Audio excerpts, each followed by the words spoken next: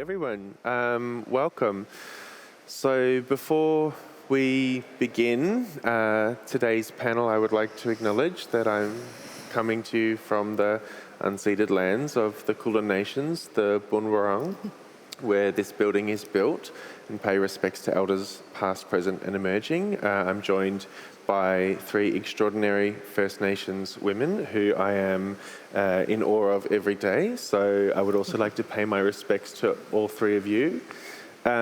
So today we have a panel where we're going to be really looking at the work of three artists who are represented in the triennial, very different artists, all who have made work that I think has some particularly relevant themes for this extraordinary year that is 2020.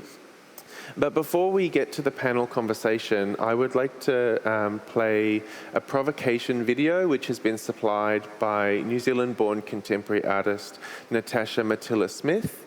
So Natasha has a phenomenal immersive room on level 3, video work that's titled If I Die, Please Delete My SoundCloud.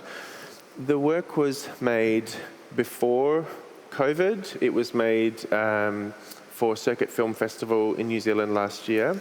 However, to spend time in there, it really does hit a bit differently now. It's an exploration into loneliness, into isolation, and I think they're all things that we have learnt the meaning of in a new way this year. So over to Natasha to start us off with the conversation.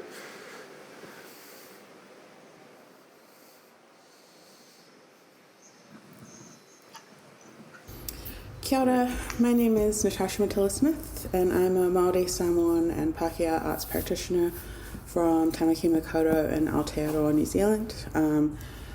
I am predominantly an installation artist, so I work with a lot of different materials, but I'd say predominantly text, whether that be on audiovisual, digital print, billboards, or stenciled onto fabric pieces or fabric banners.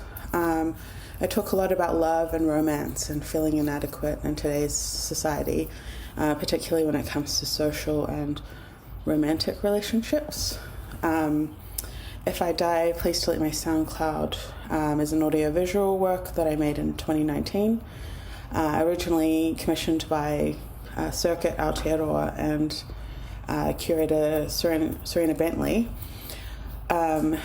Using the concept of home as a starting point, I made this work in my bedroom about what occurs within that bedroom at night. So for me, it's these ruminating thoughts that switch between being banal or maybe a bit more serious, but you know, there's kind of a bit of humor in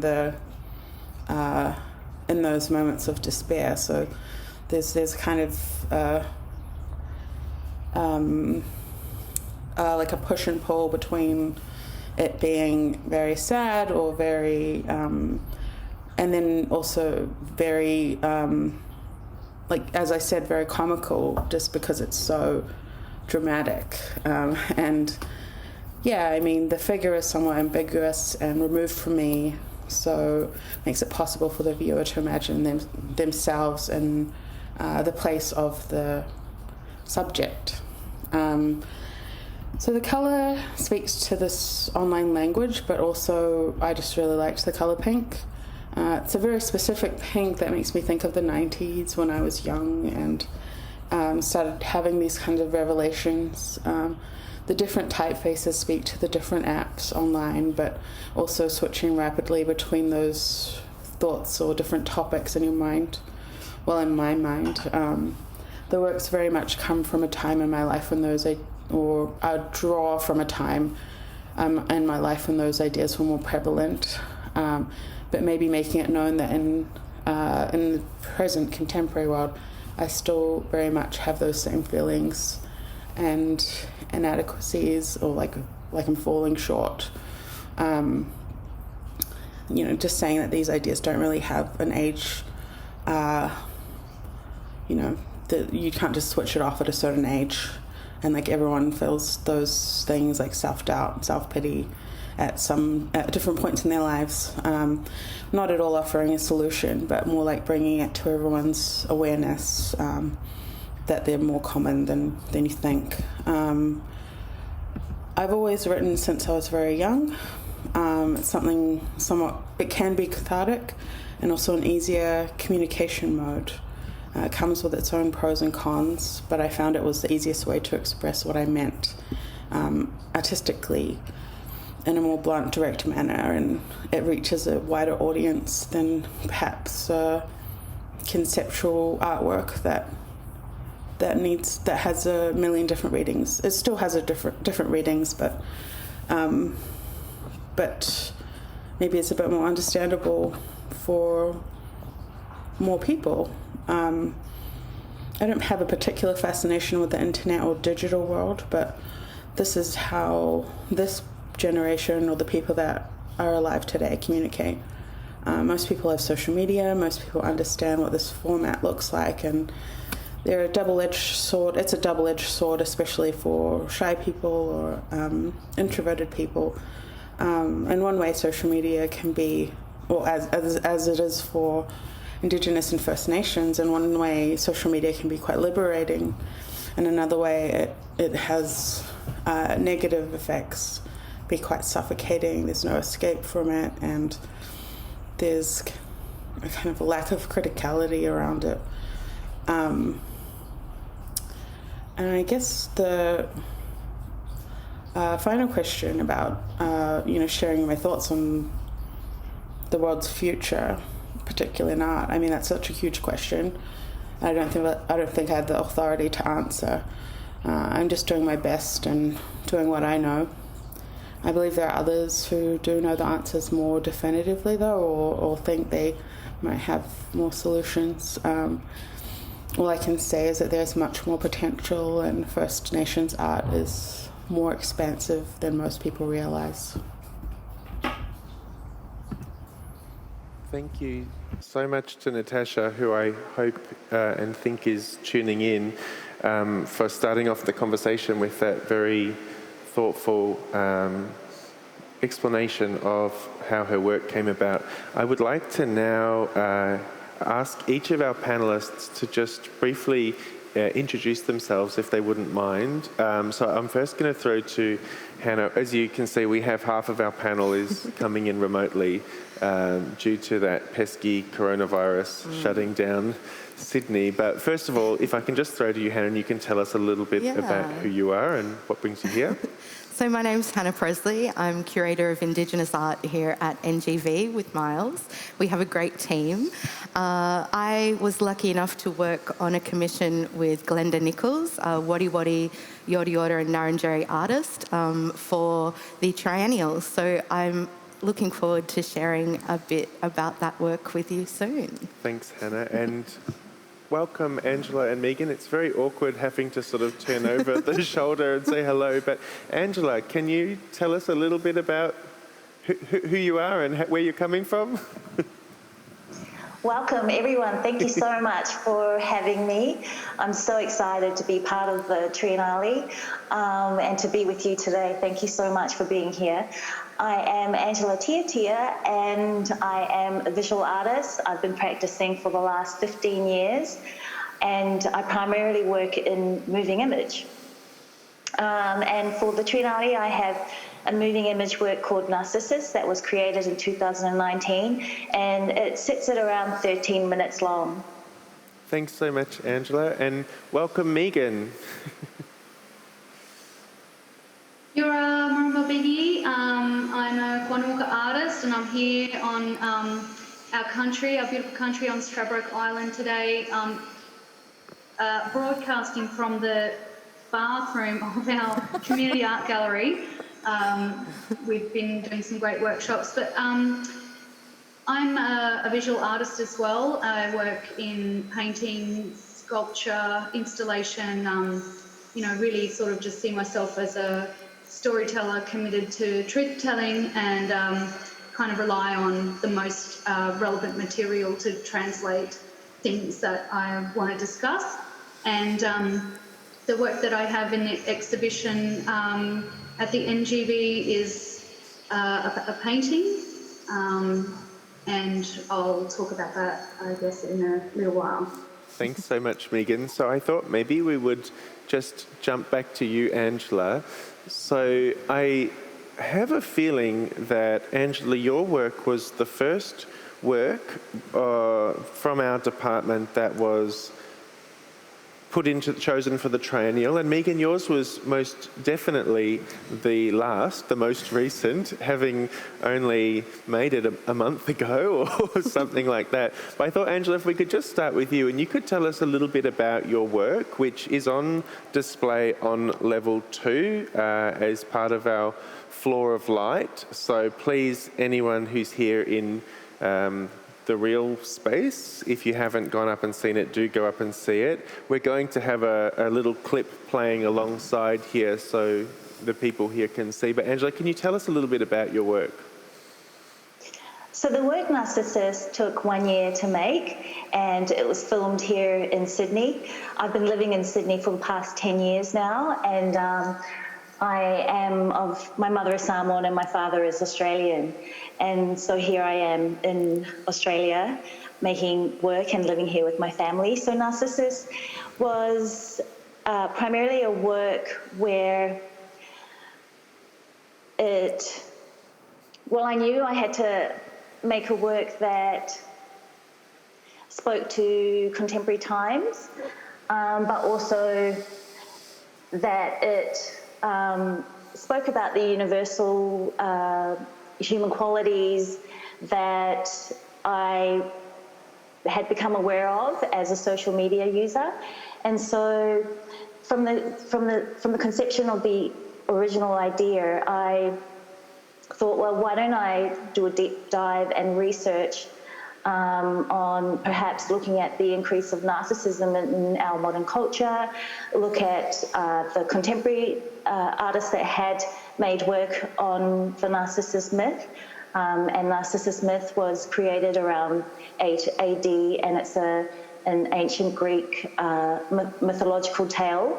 And for those of you that don't know about the myth, that in short, it was about a young man who came to see his reflection in a body of water, and that he ultimately fell in love with his own reflection. And there are two versions of the story. He either fell in the water or that he starved.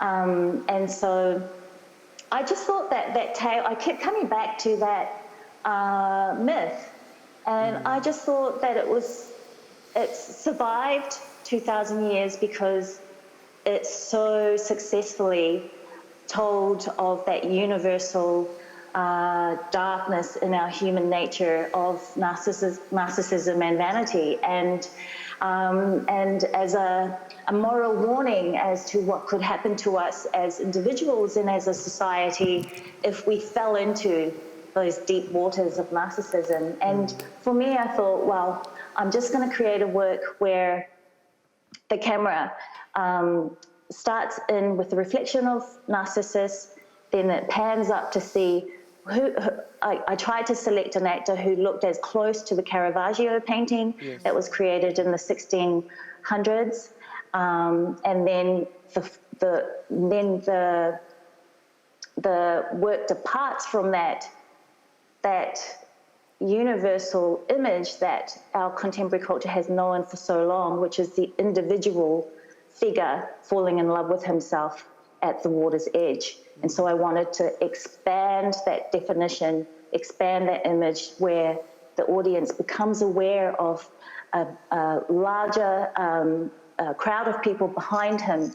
And for me, they made sense for me to be 40 Narcissi, that they expanded that narrow view of Narcissus being the lone young white male figure, and that I wanted Narcissus to be a broader, more diverse figure, and that the idea of having 40 figures on the one screen was to amplify the effect of selfie after selfie, scroll after scroll, and merging all of those emotions, those depths of emotions, those diverse emotions, diverse faces, diverse cultures, diverse ages, and to place them, just to squash them all on the screen.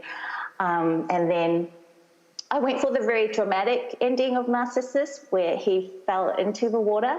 And so as the work moves on, especially because it was a slow-moving work, I knew that the water, the black water, would symbolize the black mirror of our phones, but with the slow motion of the film, that the droplets of water will in themselves become very present as an object in the work, and that the figures never emerge from the surface, that you never see them again.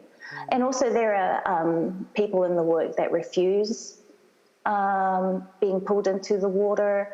And so I think I really love the work in the sense that although it talks about the darkness of our human nature, that the emotions themselves are so broad and diverse that it does allow for love and sharing. And at the very end, there is a lone female figure whose hand is coming up, and she breaks the darkness with her hand as the camera pulls upwards, and it's almost as though she's drowning in water, and she's holding up her hand, asking to be saved.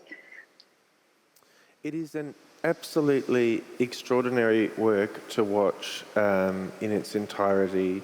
It's amazing to see the connections. I mean, just hearing Natasha speak about her work and that, existing in this digital space and this obsession with social media, an obsession with the self, and, that resolved in her work through this kind of internal monologue of self-deprecation and of anxiety that's always framed like a question on text messenger or something, but yet to explore these similar themes in such totally different ways. I wanted to ask you just quickly about the choice to have no sound with the video, because it creates a sense of incredible tension when watching it. It can feel quite uncomfortable at times. So can you talk a little bit about why you chose to make it a silent video? I chose for the work to be silent because I felt that any musical score that accompanied the work would stain the work, or would manipulate the viewer to feel something. Yes. And the work is so diverse in feelings that I just didn't know how to I just thought that the most powerful thing to accompany the work was silence. Yes. And that the viewer becomes more taken in with the work, that they're able to come to the work with their own understanding and their own emotion, rather than being manipulated by sound. And in a funny way, the absence of a soundtrack doesn't mean the absence of a score, because our own thoughts watching the video fill our head, and we do actually end up projecting our internal monologue whilst watching it, which is a way of sort of putting the viewer into that, switching roles with the protagonist.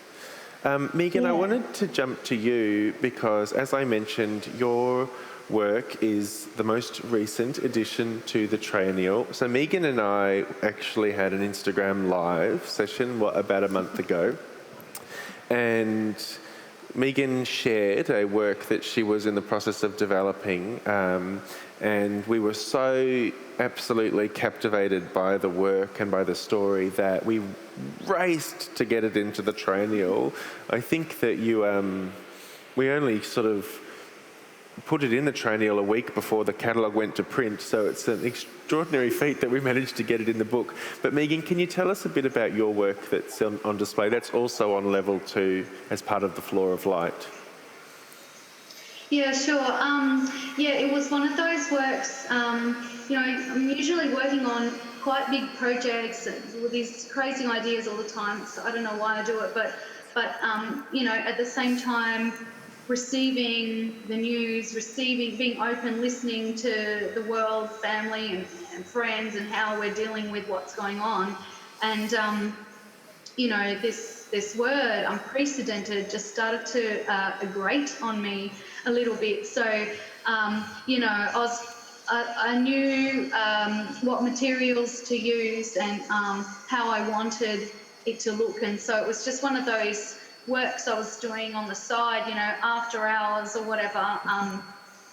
But yeah, I felt really strongly about making a painting with bushfire charcoal that was collected from Bundjalung country, which I've now moved to as a result of the pandemic, and ochre from home, and a glow mineral. And so it's a text-based work that says the word unprecedented. But the more I heard this word, the more I got frustrated because, you know, it's like, you know, Angela's work, the theatre of the colony, the drama, you know, the words required and the sounds, you know, that go on,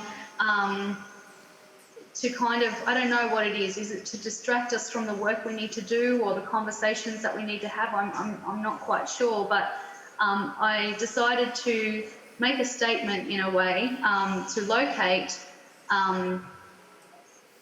you know, the so-called unprecedented events that we were witnessing in the precedent that colonialism has set for us all, on, you know, not just in Australia, but everywhere. So, yeah, I decided to use the glow mineral to have that word illuminate and jump out and be really prominent. And I used an old English colonial font to try and connect with that concept as well, because I think that we're actually quite remarkable in the way we read things and the way we, as you were saying, Angela, we already have sort of like a code of sound. We have language. We are able to understand the subtext of images and drama because we receive it so often through the media or pop culture or yeah, social media, especially now. So, yeah, and I think that it's, you know, it's really troubling actually, you know, when we actually consciously recognise that colonialism has set the precedent for the ecocide, for the struggles that we have as First Nations people, Indigenous people, refugees. You know, it's not as if this is the first time that we are witnessing and enduring this horror that has, you know, kind of been, that has escalated to a tipping point in 2020, you know.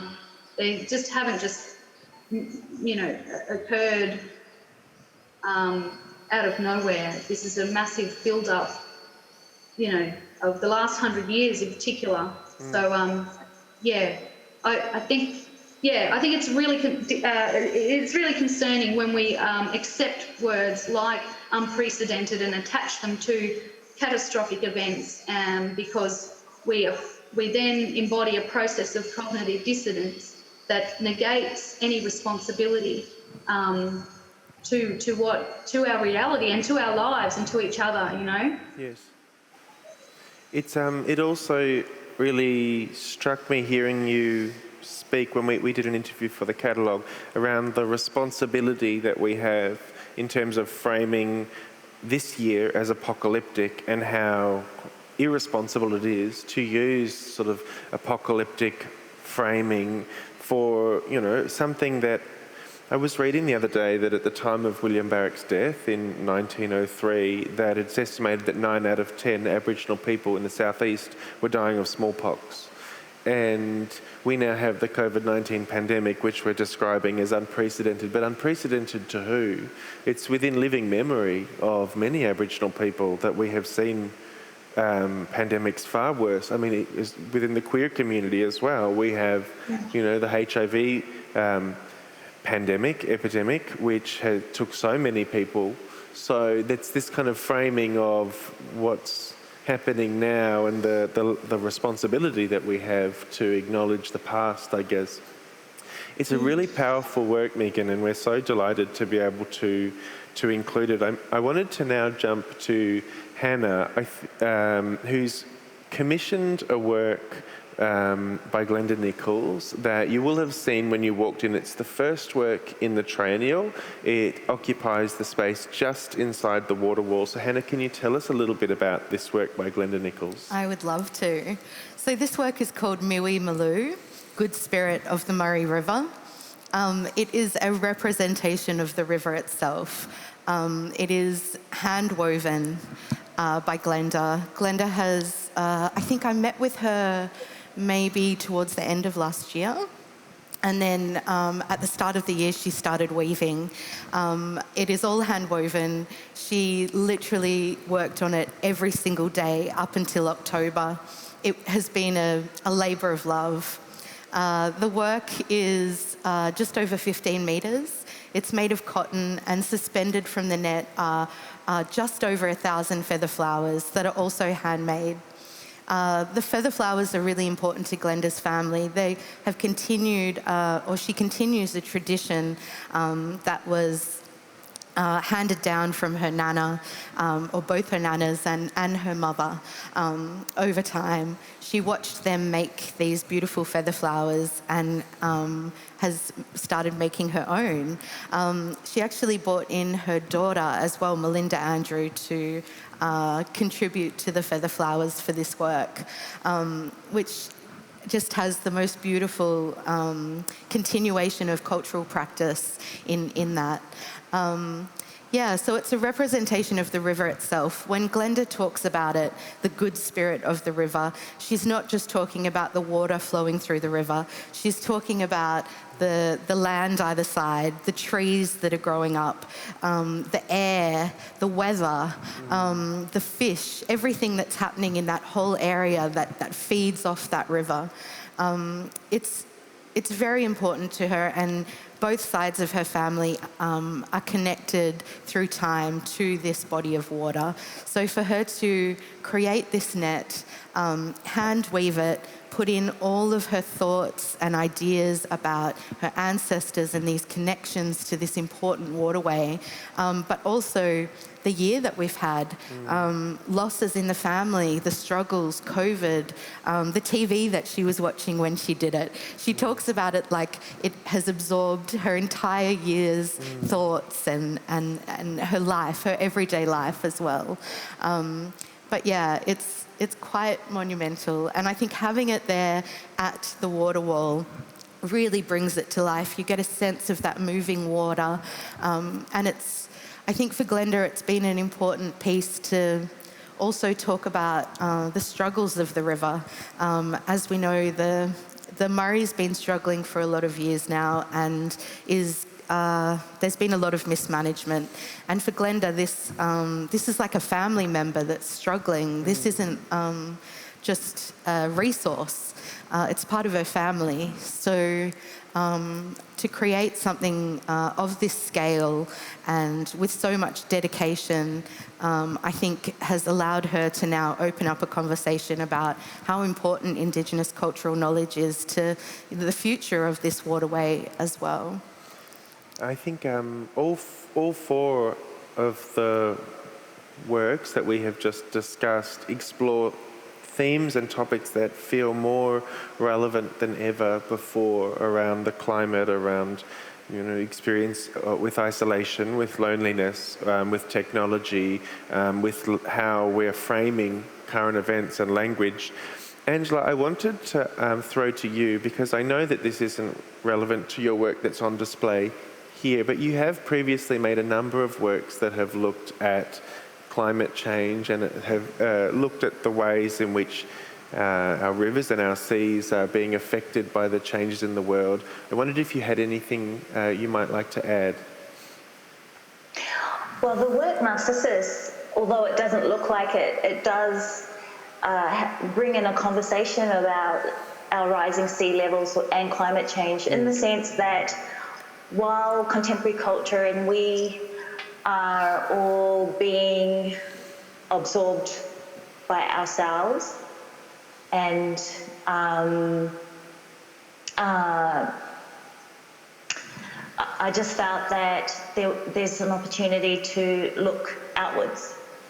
So, and to look beyond ourselves in terms of coming together as a group and working together as a resource together to mitigate changes that we all need to do together, especially within the next 10 to 12 years. We don't, I mean, it's climate emergency, it's climate crisis. We don't have time left, and it just makes me wonder,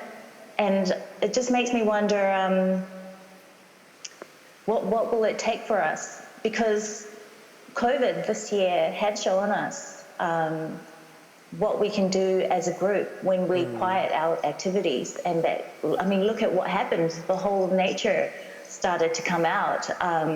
And so COVID has shown us that we do have the abilities to come together as a group to make the changes necessary. Yeah, absolutely. Totally. Megan, I wanted to throw to you now, because the choice to use the burnt charcoal from the bushfires, I mean, we are nearing another bushfire season now, and kind of 12 months on from that extraordinary event that we witnessed, and so much has happened and so much has changed. Whether you had any observations or thought that have we learnt any lessons in this 12 months? Do you have anything to add? Well, it's just been flooding now on Bundjalung country this last week. So, but again, you know, growing up Aboriginal in this country, we've always understood that it's the land of fire and flood. And you look at the Great Artesian Basin and look at, you know, the rain that comes down from the north and then ends up in Auntie Glenda's country there in the Murray-Darling Basin, the Barker. All of this is, you know, connected and natural. And I think that I think it's really complex, and it's why actually, again, why Angela's work is so important in locating, I think that we want to know these things, but then we centre ourselves and then we paralyse ourselves in the action required and the knowledge that we need to gain to then collectivise and apply knowledge. I think that there's a lot of people who want to do things differently, and you know, through that change and staying at home and having to think and maybe do things that they've always wanted to do, or just you know, confront things that you don't have to when you're out, being excessively indulgent and, you know, kind of churning through work and life and, you know, that kind of machine that we're all a bit complicit in. I don't know. The government hasn't changed, so I don't know whether we're even able to change to the magnitude that the planet, that our country requires, and that our oceans require and our rivers require. Like, you know, I just hope that we can sort of start to think a bit more like that, you know, thinking less about what I want and more centred in what a river system needs and what's going on in the ocean and how do we work together in shifting our priorities and putting our energy. The planet needs us more than ever now. That's what I think. Yeah. And I wonder on that what you see as the role of art and of contemporary art and your role as an artist in having these conversations and in shaping the future. We have such a diverse selection of artists in the triennial. There are a lot of First Nations artists who are all making work that is in some way about the lived experience, the future, the present, and the lived experience for First Nations communities. What do you see as the role that art has in perhaps shaping or changing these parts of the future? Well, I think that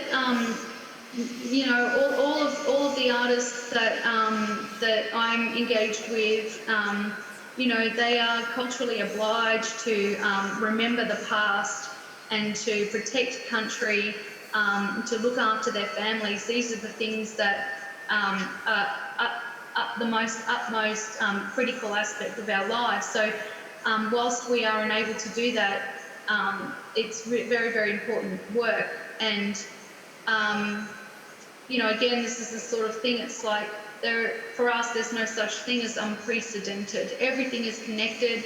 Everything is consequential to what we do. We have to, when we make a decision about what happens tomorrow, there's got to be that kind of, responsibility attached to it. And that's, how a lot of First Nations artists I know, stay centred and focus their practice within. And it goes beyond the art object. This is, then flows into almost every part of their communities and, landscapes. So I think that people who are listening to us artists that are doing that, should become confident and stand with us and start lifting with us as well. If we are to put these this knowledge that we apply into our practice, if we start to apply it to policies in government and really start to transform our communities using Indigenous knowledges and pedagogies to inform the way we relate to each other, the way we relate to environment, the way we organise and develop policy, then that's what I think art can do. And I really hope that we that we can start applying that in that time space that Angela's talking about. The next 10 years is very critical. So I think before we get to the end of the conversation, I'd like to ask each of you, what is the one thing that you really hope that an audience who comes in and encounters your work takes away or thinks? Is there any one thing that you are hoping your work will be able to change? Angela, maybe we could start with you. I think the one thing I would like the audience to take away with them when they view my work is every now and then be in the practice of putting your phone down. Be out in the world, experience the world, experience your family that is sitting next to you. Yeah. Time is so precious. Our relationships are so precious. And we just need to look up, look at each other. And Megan? I guess I would like people to understand the power of language and how it informs our relationships to everything around ourselves. And to actually apply some critical thinking with that word, unprecedented. And what that does when you apply that to everyday events or events like fires and floods that are happening every year, like question the power of language and utilise it for good. And Hannah, I know that you obviously didn't produce the work, but if you may be so bold as to speak as a curator rather than an artist, what is the thing that you hope people take away when they encounter Glenda's work? I worked really closely with Glenda, and throughout the year spent a lot of time talking about all the different things that came up for her as she was weaving. I think for Glenda, I would say she wants people to feel that kind of reverence and respect that she and her family have for the river. And to see in all of those flowers that are all different and all handmade, her ancestors, and get a sense of the communities that have lived alongside that river and continue to live alongside and be a part of that environment, a key part of it. So I hope that's coming across, and I hope when people see it, they get a sense of how important that place is. Beautifully spoken. So I think before we wrap up, is there anything else that you wanted to add? I mean, we're just so unbelievably grateful to have both of you here. We're very sad that you're not here in reality, but you will definitely be down soon to see your works. You have to be. You can't possibly miss that. But is there anything else you wanted to add before we wrap up? No. Well, thank you both so much. Thank all of you so much for speaking with us today and for sharing insights about your work. To everybody who is here in the gallery, I strongly encourage you to go upstairs, that escalator right there, and then one again, and turn left, where you will encounter both Angela and Megan's work. And of course, you will not miss Glenda's work. And you couldn't possibly at miss the water Glenda's. wall. So look, thank you both so much for your time. Have a wonderful rest of your day. Take care, guys. See you. Thank you, Miles. Thank you, Hannah. Thanks. See you. Thank you so much. Great. Bye. See Thanks, you. everyone. Bye. Great.